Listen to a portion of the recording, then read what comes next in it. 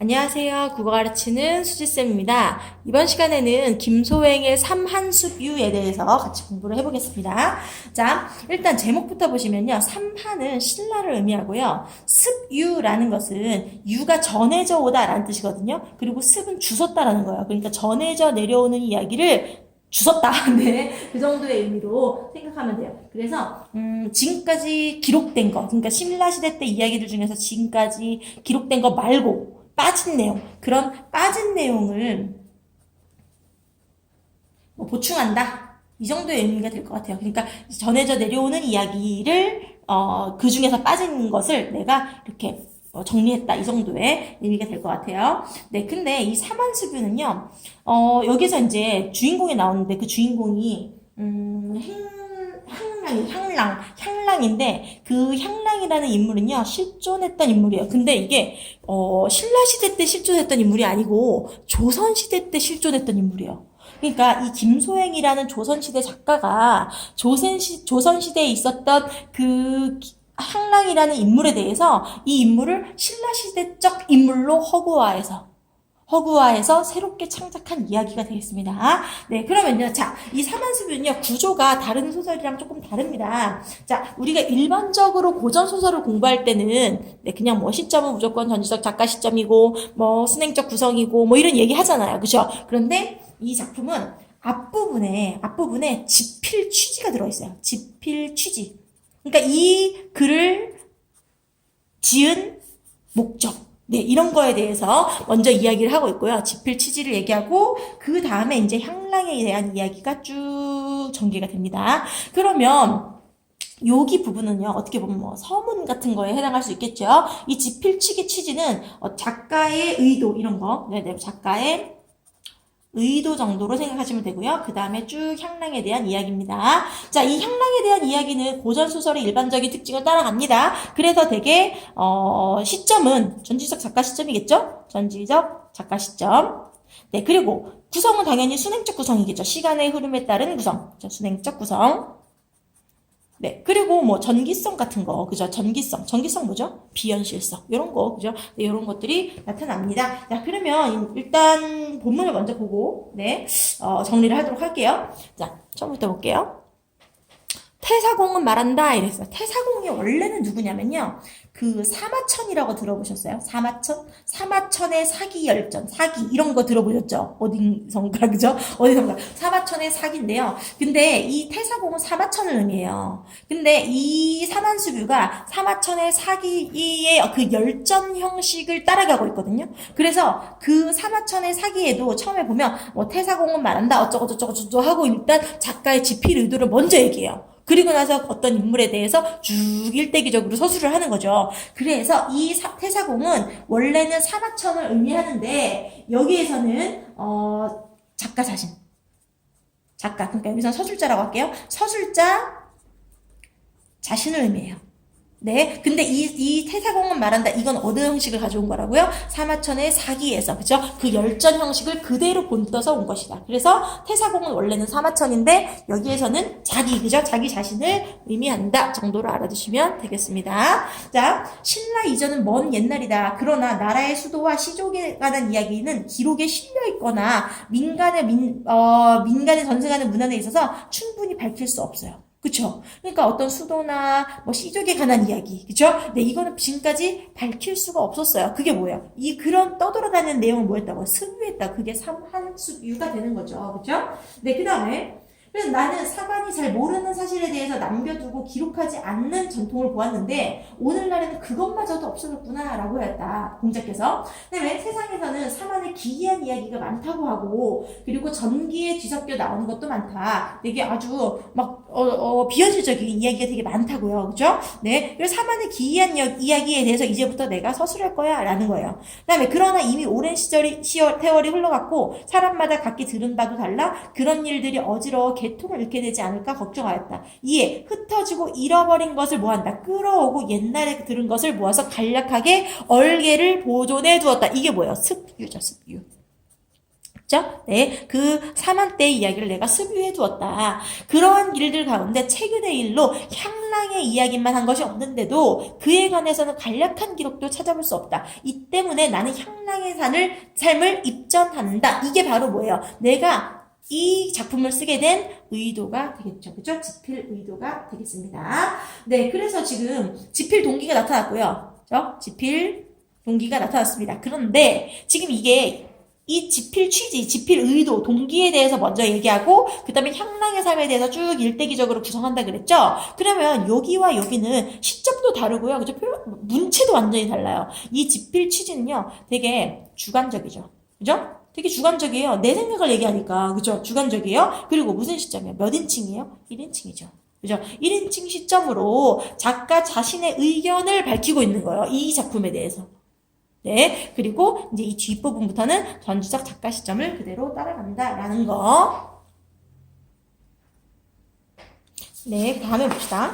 의열려는 신라 일성군의 양민의 딸이다. 이렇게 나오는데요. 여기서 이 의열려가 바로 그 향락을 의미하는데, 원래 의열려, 이 향락은요, 어느 시대의 인물이냐면, 조선시대 인물이에요. 조선시대 인물인데, 신라 인물처럼, 네, 허구적으로 형상화하고 있다라는 겁니다. 자, 의열려는 신라 일성군의 양민의 딸이다. 일선은 옛날에 승선이라고 부르다가 나중에 선산으로 고쳤으니 지금의 선산부가 바로 이곳이다. 태어날 때 기이한 향기가 집에 가득했어. 그러니까 이 향락이라는 인물이 뭔가 비범한 인물이구나. 그쵸? 비범한 인물이구나 라는 거 보여줍니다. 네, 그 다음에 당연히 정기적이죠. 그 다음에 향락이라고 하였다. 그러면 이 향락이라는 이름의 유래에 대해서, 그죠? 이름의 유래에 대해서 얘기했어요. 그 다음에 이때 원광법사가 수당에 들어가 유학하였다가 나이 100여 세에 돌아와 국사가 되었어요. 나라의 어떤 그런 스승이 되었어요. 네, 그런데 나라 사람들이 그를 존경하고 받들어 동방대각불존이라고 이름을 일컬었다. 때는 무열왕 7년이다. 이날 저녁에 법사가 마침 그 동네를 지나다가 그 기이한 소문을 듣고, 그 기이한 소문이 뭐예요? 향락이 태어났다는. 그죠? 네. 그 향락이 태어났다는 기이한 소문을 듣고 몸소 찾아가 보고는 물러나와 사람들에게 말하였다. 저 아이는 폐향옥녀이다. 폐향옥녀라는 거는 그 몸에서 향기 나는 옥을 차고 있는, 몸에 그 향기 나는 옥을 차고 있는 선녀다라는 거예요. 얘는 선녀구나. 그러니까 향락의 정체가 나타났죠. 이 향락의 정체는 보통 평범한 인간이 아니다라는 거예요. 됐죠? 20년이 지나기 전에 신라에 다시 한 기이한 일이 일어날 것이다 하고 미래의 일을 뭐하고 있어요? 미래의 일을 예언하고 있죠. 그죠? 예언하고 있습니다. 그 다음에 사람들이 물어도 웃기만 할 뿐 대답해주지 않았다. 굳이 청하자. 그때서야 말했다. 내가 들은 바는 이렇다. 폐양옥녀는 향한 앞에서 상제의 심부름을 하였다. 그러니까 원래는 옥황상제를 모시던 누구라는 거예요? 선녀였다는 거예요. 그죠? 자색과 품성이 매우 뛰어난 데다가, 그죠? 아주 예뻐요. 그죠? 아주 예쁩니다. 네, 아주 예쁘고요. 품성이 매우 뛰어난 데다가 글솜씨가 뛰어나 신선들이 그를 추천하였다. 매양 8월이면 요궁에 개수나무 꽃을 모아 거기에 천연년, 백류와 김오금액, 상영단을 섞어서 찧어 구슬을 만들고 차고 다녔다. 그 구슬에다 바로 향기가 나는 거죠. 그죠? 네. 그다음에 바람이 불면 걸음이 옮길 때마다 향기가 수백 리에까지 퍼져서 이 때문에 폐향옥녀라고 불렀다. 그는 대선 문화의 관아동자와 묵은 인연이 있어서 결혼을 할 거야. 네, 근데 부부가 될 것이나 또한 여러 세대에 걸친 업보가 있어서 혼사는 바로 이르지 못한다 이렇게 얘기해요. 3생을 거치며 끝내 소망을 이루겠지만 천하의 일이 많을 것이 걱정이다 하고 예언을 아주 구체적으로 예언을 했습니다. 혼사에 뭔가 문제가 있을 것이구나. 그렇죠? 그리고 언젠가 소망을 이루겠지만 그 사이에 천하의 일이 많을 것이다. 이제 이 이야기가 진짜 뒷부분에 그대로 나옵니다. 그 다음에 사람들이 그 까닭을 알려 하자 법사는 지나보면 마땅히 알게 될 것이니 어찌 천기를 누설할 수 있겠는가. 천기 누설할 수 없다. 이렇게 얘기하고 있어요. 그 다음에 향락은 어려서부터 총명하더니 장성에서 자색이 남들을 압도하고 또 문사에도 솜씨가 있었다. 자, 이 인물에 대해서 직접 제시예요? 간접 제시예요? 완전 직접 제시하고 있죠. 그죠? 네, 직접 제시. 다른 말로 요약적 제시. 그죠? 요약적 제시. 말하기라 그러죠. 말하기. 그죠? 이거의 반대가 뭐예요? 말하기의 반대는 보여주기. 그죠? 직접 제시의 반대는 뭐죠? 간접 제시. 그죠? 네, 그 다음에 요약적 제시의 반대는 극적 제시라고 그래. 극적 제시. 극적으로 뭔가 이렇게 대화를 통해서 네 이루어진다 해서 근데 이거 인물에 대해서 너무나 직설적으로 그죠? 종명하고 얼굴도 졸라 예쁘고 그리고 문사 글도 잘 썼대요. 그죠? 네 그러면 이 인물은 되게 어떤 인물이에요? 얼굴도 예쁘고 재주도 있는 인물. 제자가인형 인물. 네, 제자 가인형 인물. 그다음에 그래 이름이 원근에 자자하여 성년이 되지 않았는데도 혼인을 청한 사람이 문에 가득하였다. 너무 인기가 많았대요. 됐죠? 그다음에 중략 부분의 줄거리 볼게요. 향랑은 부모의 강건에 의해 자신의 마음에 든 효령 대신에 부잣집으로 시집을 가지만 자 보세요. 아까 뭐였어요? 혼사는 반드시 이루어지지 않을 것이다. 바로 이루어지지 않을 것이다예요. 그죠? 아까 무슨 관아동자랑 인연이 있어서 부부가 될 것이긴 하지만 바로 이루어질 것이 반드시 이루어지지 않을 것이다 이렇게 얘기했어요. 자, 그래서 봐보세요. 자기가 원하는 결혼이었던 효렴 대신에 부잣집으로 시집을 가게 됩니다. 원치 않는 결혼을 하게 되는 거죠. 그다음에 남편과 시어머니의 박대로 쫓겨난 뒤 그다음에 계가를 강요당하다가 자결하여 천상계의 존재가 된다. 자, 어때요? 죽었어요.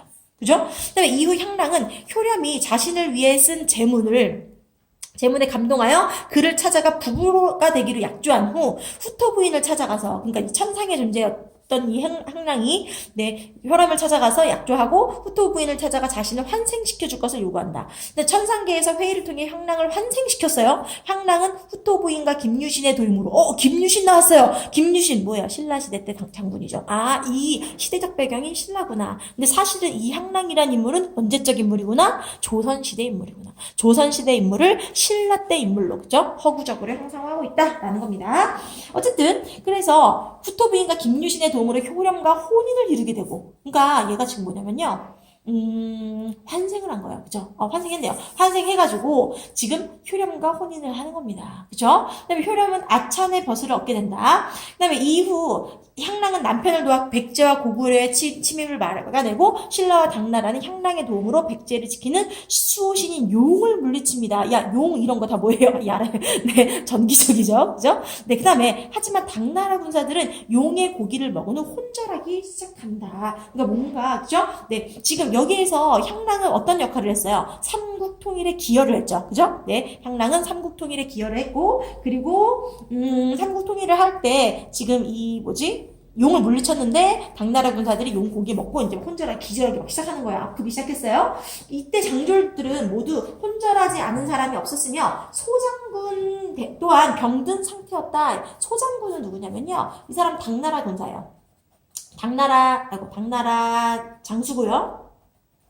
이 사람 실존 인물입니다. 그 소정방이라고 하는 실존했던 당나라 군사 이름입니다. 네, 이 사람이 이제 그 우리나라 와죠. 삼국통일에 그죠? 나당연합군 뭐 이런 거 해가지고 네 기여했던 사람이에요. 자, 그럼 실존 인물을 등장시켰어요. 김유신도 마찬가지고요. 그러면 이건 다 어때요? 사실성을 주죠. 아, 이거 진짜 있었던 이야기인가봐.라는 그죠? 이런 사실적인 성격을 줍니다. 그다음에 당황하여 아찬하게 말했다. 용을 낚는 화가 이 지경에 이르렀으니 노루를 피하다가 범을 만난 격이요. 노루를 피하다가 범을 만났다. 이거 사자성어 뭐예요? 작은 거를 얻으려다가 큰 걸 잃었어. 뭐예요? 소탐대실이죠.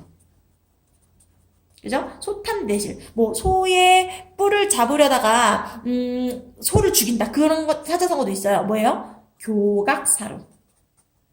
네, 비슷한 뜻입니다. 소탐대실, 작은 걸 탐하려다가 큰 걸 잃었다. 그리고 교각사루는 소의 뿔을 바로 잡으려다가 소를 죽이게 된다는 거. 우리가 믿는 바는 오직 당나라 군사뿐인데, 이제 백제가 털옥만큼도 힘을 쓰지 않았는데 당병이 모두 병들었으니. 왜 병들었어요? 용고기 먹어서. 그죠? 용고기 먹어서. 네, 대사는 물 건너갔어. 큰 일은. 이 큰 일이라는 거는 삼국통일을 말해요. 물 건너갔어. 백제에게는 원한만 깊이 살게 되고 고립된 군사는 여기저기서 진퇴양난의 공경에 빠졌으니 이를 어찌하오. 부인께서는 용을 잡는 방법을 아셨으니 아까 향랑이 그쵸? 향랑이 용을 잡는 비법을 알려줬거든요. 네. 근데 아셨으니 해독의 방법도 알고 계실 것이오. 소장군의 전말을 타고 가서 부인에게 물어보는 게 좋겠소. 이런 걸 결자해지라고 하는 것이오. 결자해지가 뭐예요? 어떤 매듭이나 이런 것을 매듭을 묶은 사람이 풀어야 한다는 거예요. 그러니까 어떤 문제를 일으킨 사람, 그러니까 이건 사실은 향락이 문제를 일으킨 건 아니지만, 그쵸? 어쨌든 그 당사자가 이를 해결해야 한다라는 뜻이에요. 자, 그 다음에 좋은 계책이 없으면 퇴각할 방법을 세워야 하고. 그러니까 이제 우리는 지금 당나라 없으면 아무것도 못해. 당나라 군사 없으면, 그죠? 그래서 몰래 말을 가져간 책임은 내가 질 것이오. 누구의 말? 아까 소장군, 그쵸? 소장군의 그 말을 가지고 가라 그렇게 얘기했죠. 그다음에 아찬이 급히 당군의 진영으로 가서 말을 끌어내는데도 그들은 입을 벌리고 누워서 한 사람도 따지는 이가 없었다. 왜? 혼절했다 그랬잖아요. 혼절. 그쵸? 그다음에 유신이 소장군에게 가서 전후 사정을 말하자 소장군도 말을 하지 못한 채 고개만 끄덕끄덕. 그죠? 얘도 아파요. 잠시 뒤에 손을 들어 동쪽을 가리키는데 마치 재촉하는 뜻이 있는데 빨리 가서, 그죠? 네, 빨리 가서 해독 방법을 알아오라고. 그러니까 지금 얘들은 다 어떤 상황이에요? 되게 그 용의 독에, 그죠? 용독에 중독이 된 거죠. 네, 중독된 상태. 아주 심각한 갈등 상황입니다. 아찬이 집에 돌아와 문 밖에 이르기도 전에 크게 소리를 외쳤어. 왜? 너무 다급해요. 그죠? 긴박한 상황이니까. 부인은 어디 계시오? 부인이 급히 나섰다. 크게 놀라며 말했다. 또 무슨 일이 있습니까? 아찬이 숨을 몰아쉬며 대략 말했다. 부인이 웃으며 말했다. 당나라 사람들의 탐식증이 심하군요. 식탐이 아주 심하군요. 아찬이 말했다. 농담할 때가 아니오 지금. 어서 좋은 방법을 알려주시오. 네. 지금 여기서 지금 그 웃으면서 그 향랑이 말했어요. 그죠? 그러니까 되게 뭔가 여유가 있죠. 그죠? 네. 자신 있으니까. 그 다음에 부인이 말했다. 옛날 어룡씨는 네, 천지의 진룡은 논의할 근거가 없다. 강하에서 물고기가 변한 용. 자, 용의 종류는 세 가지가 있는데 물고기가 변한 용은 맛이 부드럽고 독이 없다. 산택이나 개초의 용은 대개 뱀이 변한 것이라서 이 뱀이 변한 것이기 때문에 맛이 차고 독성이 있으니 먹는 자는 죽는다. 자, 용의 종류 두 가지 나왔습니다. 첫 번째 물고기가 변한 거, 두 번째는 뱀이 변한 거. 근데 어떻대요? 맛이 차고 독성이 있대요. 그 다음에 천지의 용은 이제 세 번째 용이에요. 천지의 용은 사람이 제압할 방법이 없다. 그러니까 지금 이 당나라 군사들은 어떤 용을 먹은 거예요? 뱀이 변한 용을 먹은 거죠. 그죠? 그러므로 공자가 바람과 구름을 타고 하늘을 나는 용을 어떻게 해야 하는지 나는 모르겠다라고 했던 것은 진룡을 잃은 것입니다. 그러니 용고기를 먹을 수 있겠습니까? 물고기가 변한 용은 물에서 떠나면 죽는 까닭에 개미밥도 되고 사람이 먹을 수도 있어요. 근데 뱀이 변한 용은 풍운을 일으키는 것이 진룡과 다를 바가 없지만, 그죠? 진룡은 하늘에 있는 용이에요. 절대 못 잡아. 그러니까 먹을 수도 없어. 그죠? 근데 물고기가 변한 용은 물을 떠나면 죽어서 먹을 수 있다. 근데 뱀이 변한 용은 풍운을 일으키는 것이 진룡과 다를 바가 없지만 때로 죽는 놈이 있으니 하도 나쁜 짓을 많이 해서 하늘에 죄를 지었기 때문입니다. 사람들이 분별하지 못하고 먹으면 죽는데 지금 정룡은 옛날에 그 붉은 뱀입니다. 네. 그 다음에 뱀의 성질이 아직도 남아있고 그 독도 없어지지 않은 데다가 분노해서 독이 바짝 오른 상태에서 몸부림치다 죽었으니 먹은 사람들이 아프지 않을 수가 있겠습니까? 무릇 뱀의 독은 수토에서 만들어지는 것입니다. 흙을 먹어서 독을 채우고 물을 마셔서 독을 완성합니다. 그러므로 사람을 깨물고 꼭 흙을 먹는 것은 없어진 것을 채우기 위한 것입니다. 여름에는 독이 가장 오르니 물을 많이 마시기 때문입니다. 그러므로 수토를 온전히 얻은 것으로 뱀독을 다스리는데, 이제 뱀독을 다스리는 방법에 대해서 얘기한대요. 뭐예요? 수토를 온전하게 얻은 것으로. 그죠? 물과 그 흙의 기운을 온전하게 얻은 것으로 뱀독을 다스리는데 수토를 많이 먹은 것으로는 지렁이만 한 게 없습니다. 지렁이는 이제 해결 방안을 제시해줬어요. 위로는 메마른 흙을 먹고 아래로는 흙탕물을 마셔서 형태가 만들어지고 전기가 가득 차니 네, 그 즙을 마시고 찌꺼기를 발라야 합니다. 이것이 강자가 약자를 이기고 다수가 소수를 이기는 길이며 또한 이열치열, 인행치행의 방법입니다. 이열치열, 인행치행 이런 뭐예요? 사자성어죠. 사자성어나 속담 같은 거를 우리는 뭐라고 하냐면요, 관용적 표현. 이렇게 얘기합니다. 관용적 표현. 관용적 표현을 사용해서 네, 어떤 이 청자의 이해를 돕고 있는 거죠. 그죠? 자, 그럼 이제 얘의 이제 말하기 특징, 이 발화의 특징. 이 발화의 특징은요, 일단, 첫 번째 뭐였어요? 용을 세 가지로, 그죠? 세 가지로 분류했어요. 그죠? 분류해서 비교, 대조했어요. 그죠? 예를 들어서 물고기가 변한 것은 먹을 수 있어. 그죠? 근데 뱀이 변한 것은 독이 있어서 먹을 수 없어. 그리고, 뱀이 변한 것과 진룡, 하늘에 있는 용은, 둘 다 날쌔기는 마찬가지다. 이런 비슷한 점도 얘기했죠. 그래서 비교와 대조의 방법을 사용하고요. 분류. 그죠? 분류를 하고 있습니다. 네, 그리고요. 또, 어룡 씨는 뭐뭐 했다. 이렇게 어룡 씨가 이렇게 말했다. 라고 인용의 방식으로 얘기했죠. 그죠? 인용의 방식으로 이야기하고 있어요. 그 다음에 또 무슨 얘기 했나요? 뱀독을 치료하는 방법에 대해서 이야기할 때, 그쵸? 네, 이런, 그죠? 관용적 표현 사용했다라는 거예요. 네. 그러니까 엄청 어떤 인물이라는 거예요. 되게 지혜롭고, 그죠? 비범하고, 모르는 게 없어. 그죠? 해박한 인물이다. 네. 그 다음에, 아찬이 돌아와서 보고하자 유씨는 군중에 명을 내려 습지를 파고 한 사람이 세 사람분의 약을 만들도록 했다. 순식간에 약이 만들어지자. 그죠? 이 습지를 왜 팠어요? 지렁이 구해야 되니까. 그죠? 지렁이를 구하려고, 파서 만들도록 했다. 순식간에 약이 만들어지자 모두 파란 침을 몇 대나 토하고, 그리고 봄에 푸른 물이 흐르면서 나왔다. 파란 침, 푸른 물, 이게 다 뭐야? 독성이죠. 그죠? 네. 이런 것들이 이제 다 흐르면서 낫게 되었습니다. 네, 그 다음에, 먹고 마시는 것이나 행동하는 것이 평소와 같아졌다. 네. 그래서 이제 소장군이 말했다. 부인은 하늘이십니다. 그렇죠? 부인은 하늘이십니다. 네, 하고는 동쪽을 향해 두 번 절하니 군중이 모두 따라하면서 신사라고, 이거는 하늘이 내리신, 그래서 신이 내리신 스승이다라고 칭송하였다. 예찬하였다라는 거예요. 누가? 당나라 군사들이. 당나라 군사들이면 중국 군사니까 이 당시에는, 그러니까 옛날에는 중국이, 그죠? 이 온 세계의 그 중심이었잖아요. 네. 그래서 어쨌든 이 대단한 당나라 군사들이 이렇게 이 신라의 작은 나라의 여인의 도움으로 이제 병을 다 낫게 되었다라는 거니까, 이거는 어떤 우리 민족의 우월감, 그리고 되게 뭐랄까 민족적인 자긍심, 그죠? 이런 거를 나타낸다라고 할 수 있는 거죠. 그죠? 그래서 다시 한번 정리를 하면요. 자, 이 글은, 길었네요. 근데 이 글은 이렇게 작가의 집필 의도, 그죠? 작가의 집필 취지에 대해서 먼저 얘기하고, 향랑에 대해서 쭉 이야기하는데, 원래 향랑은 어떤 인물이에요? 어떤 인물? 그 뒤에, 수능특강 뒤에 보면 나오는데, 향랑은 되게 비극적인 인물이었어요. 원래 조선시대 때 향랑은. 그래서 비극적인 인물을 영적 인물로, 그죠? 영적 인물로 형상화하고 있다. 이런 이야기 할 수 있고요. 그리고 지금 여기에서 사실은 주제는 이거예요. 주제는 죽음을 초월한 남녀 간의 사랑이에요. 자, 누구와 누구의 사랑?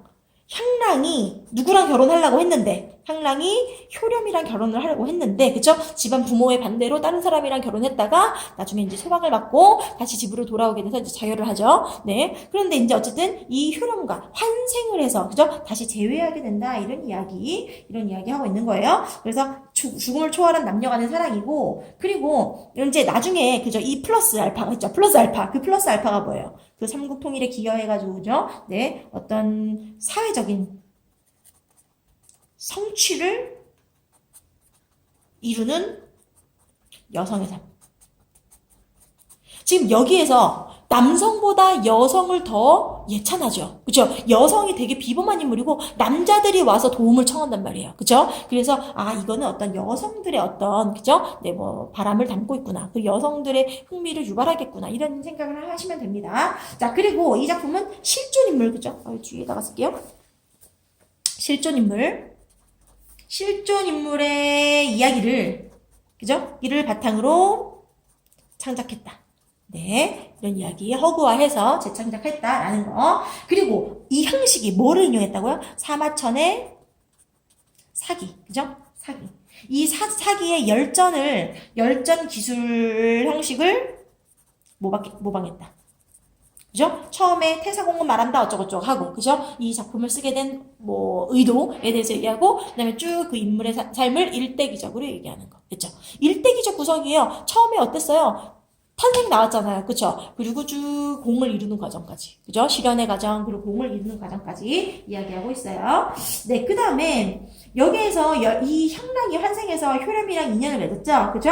네. 그래서 지금 이 효렴은 그럼 결혼 몇 번 했어요? 결혼 2번 했죠. 그죠? 근데 조선시대 때는, 이거 조선시대 작품이에요. 근데 조선시대 때는 결혼할 수 있었어요? 재혼할 수 있었어요? 재혼이 거의 금지돼 있었어요. 개가 금지예요. 개가 금지. 근데 얘는, 원치 않은 결혼을 했다가, 환생을 해서 다시 결혼을 하게 됐어요. 그죠? 그래서 이거는 조선시대 때, 조선시대의 그 연려는 뭐야? 한 번 결혼하면 안 돼. 다른 사람이랑. 그죠? 연려 이데올로기에 적극적으로 도전을 하고 있다. 적극적까지는 아니지만 도전을 하고 있다. 그쵸? 어쨌든 얘가 재혼을 했으니까. 아무튼 결혼 2번 했으니까.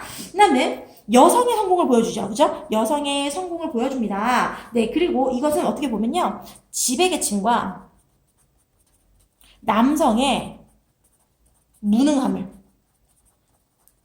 우회적으로 비판합니다. 이렇게 얘기할 수도 있어요. 지금 여기에서 김유신이나 소상군이나 이런 관직이 높은 남자들, 그쵸? 네, 이런 남자들조차, 어떤 문제를 해결할 수 없어서 향락에게 와가지고, 그쵸? 네, 지혜를 얻고 있죠. 그래서 이런 남성들, 그 지배계층들에 대해서 우회적으로, 비판한다라는 겁니다. 그래서 여기에 나오는 인물들을 정리하면요, 향락 나왔고요. 그죠? 그리고 원광법사 뭐 했어요? 원광법사가 향락이 태어나는 날, 그곳을 지나다가, 이 향락에 대해서 사람들에게, 그쵸? 정보를 줬죠. 어떤 정보를 줬어요? 쟤는 원래 선녀였어. 그죠? 쟤 원래 선녀였어. 그리고 나중에 어떻게 될 거야. 그래서 이 원광법사의 역할은요, 일단, 향락의 정체를 밝혀준 역할을 하죠. 향락의 정체를 밝힌다. 네. 그리고 미래를 예언하는 역할을 하죠. 그죠? 원광법사. 네, 그 다음에, 효렴 나왔고요. 그죠? 효렴 나왔고, 그러니까 여기서 아까 아찬 나온 사람 있죠? 아찬. 이 아찬이 다 효렴이에요.